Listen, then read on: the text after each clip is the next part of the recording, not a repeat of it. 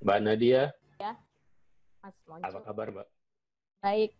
Mbak, menyambung nih ya, menyambung yang dibicarakan Ronald sama Safar.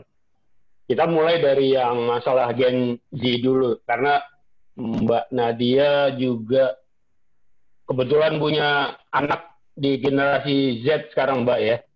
Iya, betul. Dan juga Mbak ini kan bekerja di memimpin organisasi yang LSM, yang menurut saya LSM ini agak berbeda cara kerjanya kalau kita bandingkan dengan perusahaan-perusahaan tradisional katakan lain seperti yang Bang Safar cerita. Kalau di Gen Z itu dari studinya, mereka itu 70% mengatakan mereka akan prefer face-to-face communication. Itu yang pertama. Terus mereka juga lebih memilih cara bekerja mereka sendiri. Ada juga yang menarik, 40% mengatakan bahwa Wi-Fi itu is more important. Oh iya, sorry. Sepertinya ada kendala teknis ya. Kebetulan, iya, biasalah. Kebetulan beliau sedang di Melbourne, selisih jauh sama kita untuk mungkin sekitar 4 jam lebih dulu ya. 3-4 jam lebih dulu, sehingga situasi di sana mungkin udah sangat malam dan sangat dingin. Dan itu berpengaruh pada koneksi ya. Mungkin kita bisa lanjut untuk sesi tadi. Gimana Kak Nadia? Aku agak sedikit tertarik juga tuh. Bahkan kayak tadi, bagaimana teknologi itu menjadi penting ketika itu menjadi hal yang dekat. Dalam hal ini mungkin penerapannya di sektor terkecil lah, keluarga gitu. Gimana itu Kak? Terima kasih, Abi. Memang ya, kalau apalagi selama pandemi ini, kita kan ngerasain kita sangat dekat dengan yang namanya teknologi gitu ya.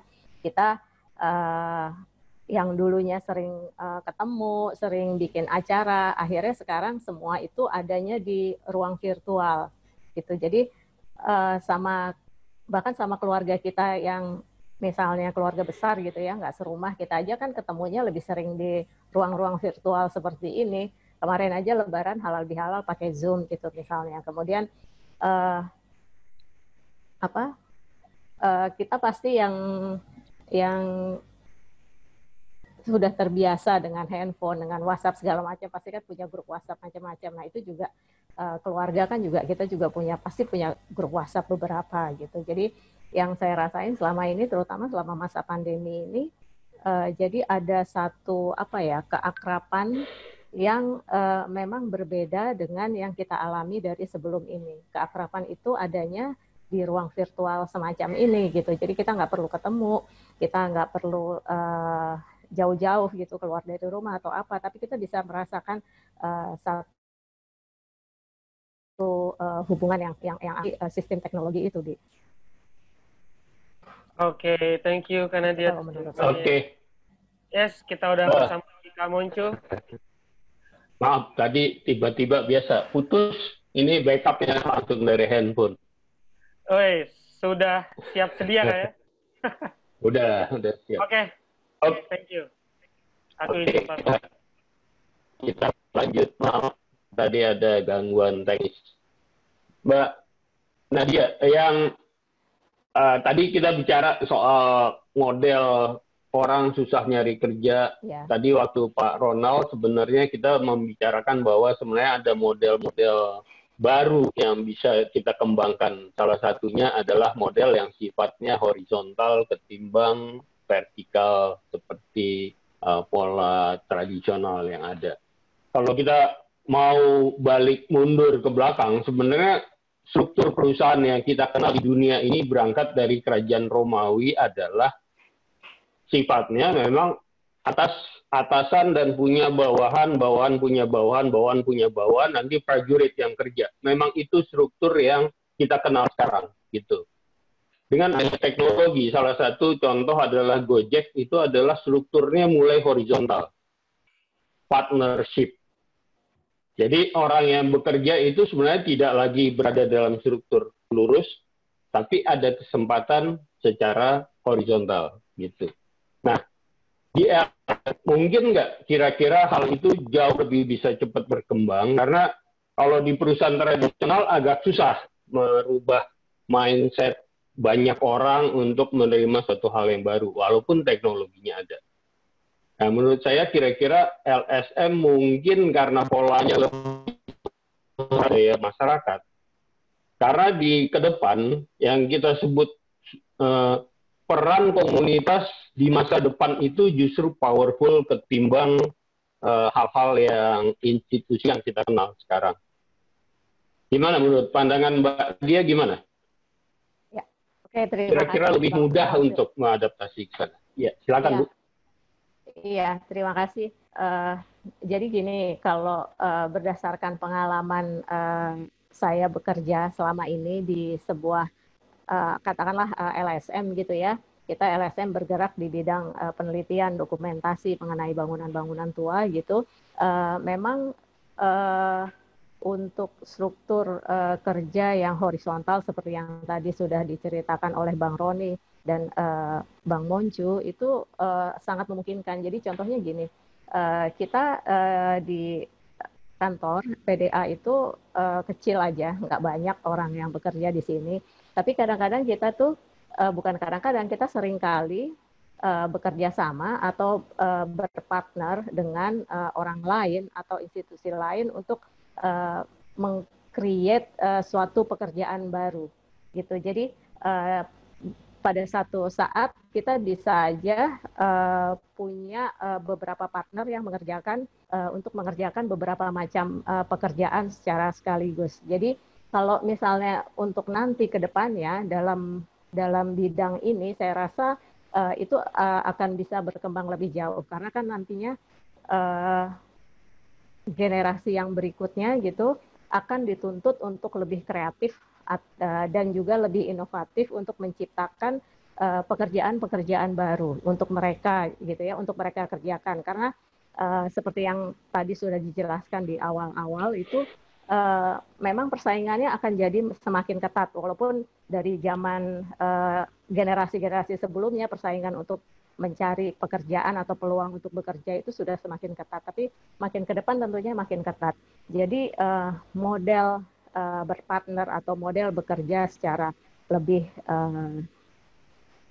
yang seperti ini gitu ya. Jadi bukan yang dari atas ke bawah, tapi yang ke samping itu akan lebih berkembang juga kalau menurut saya, selama kita bisa menciptakan hal-hal yang lebih kreatif, hal-hal yang lebih inovatif yang sebelumnya memang tidak terpikirkan oleh orang lain gitu. Ya. Baik Bu. Itu menarik. Jadi sebenarnya untuk ke depan bukan masalah generasi sih. Intinya selama kita kreatif, berarti di situ ada satu opportunity-nya di sana. Mungkin oke.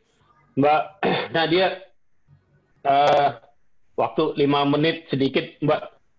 Iya. Dari studi juga disebutkan Gen Z ini nantinya tuh lebih lack of social life. Apakah menurut Mbak Nadia yang sehari-hari kan berhubungan sama generasi Z, kira-kira benar nggak sih? Atau karena lack of social itu versi kita yang kita anggap lack of social life? Kalau dari sisi mereka, itu kira-kira gimana, Mbak? Oke, terima kasih. Kalau saya lebih setuju sama yang mungkin dari sisi kita mereka kurang bersosialisasi, tapi sementara mungkin mereka sendiri tidak merasakan hal yang sama yang apa yang kita rasain gitu, karena memang gaya mereka bersosialisasi itu udah beda banget sama apa yang kita alamin dari dulu sampai sekarang gitu. Mungkin buat kita sosialisasinya misalnya ketemu, kumpul-kumpul gitu ya. Tapi mungkin buat mereka itu nggak penting selama mereka punya handphone, bisa komunikasi lewat handphone atau bisa lewat laptop gitu. Buat mereka itu udah cukup gitu. Karena ini kan kayak anak saya gitu ya, sekolahnya libur tuh dari Maret, bukan libur ya, mereka sekolah di rumah dari Maret nggak punya kesempatan ketemu teman-temannya. Itu juga mereka anak saya tuh nggak merengek pengen aduh kangen nih sama si ini, kangen sama pengen kumpul-kumpul, pengen apa. Itu tuh enggak tuh santai-santai aja gitu. Mungkin Iya, mungkin buat mereka bukan hal yang penting buat ketemu tatap muka gitu atau ketemu kumpul-kumpul atau apa gitu. Tapi buat mereka berada di ruang virtual itu udah cukup gitu untuk bersosialisasi. tapi mereka punya nggak sih temen deket kayak kalau kita kan sering main keluar, kita punya temen deket. Di mereka sih pertemanan atau ya social life itu seperti apa sih sebenarnya? Uh, anak saya itu dua-duanya generasi Z ya. Uh, yang besar itu masih sering tuh temennya datang ke rumah gitu atau dia kemana sampai dengan sekarang gitu masih sering lah. Tapi anak saya yang kecil yang sekarang kelas seumuran sama Abigail ya 16 tahun kelas 2 SMA itu jarang tuh, mungkin juga karena memang rumahnya jauh ya, teman-temannya rumahnya jauh gitu. Jadi untuk kayak kita dulu main ke rumah teman, kayak main ke temannya itu tetangga kita, buat dia itu enggak gitu. Jadi temannya ketemu di sekolah, terus ya udah dia punya teman, punya beberapa geng lah gitu ya di sekolahnya. Tapi nggak harus ketemu juga, maksudnya ketemu di sekolah cukup gitu. Terus setelah selesai sekolah ya udah di rumah aja. Mungkin mereka melanjutkan pertemanannya itu di ruang-ruang virtual seperti ini, di lewat handphone lah atau lewat apa gitu. Oke, cukup menarik Mbak.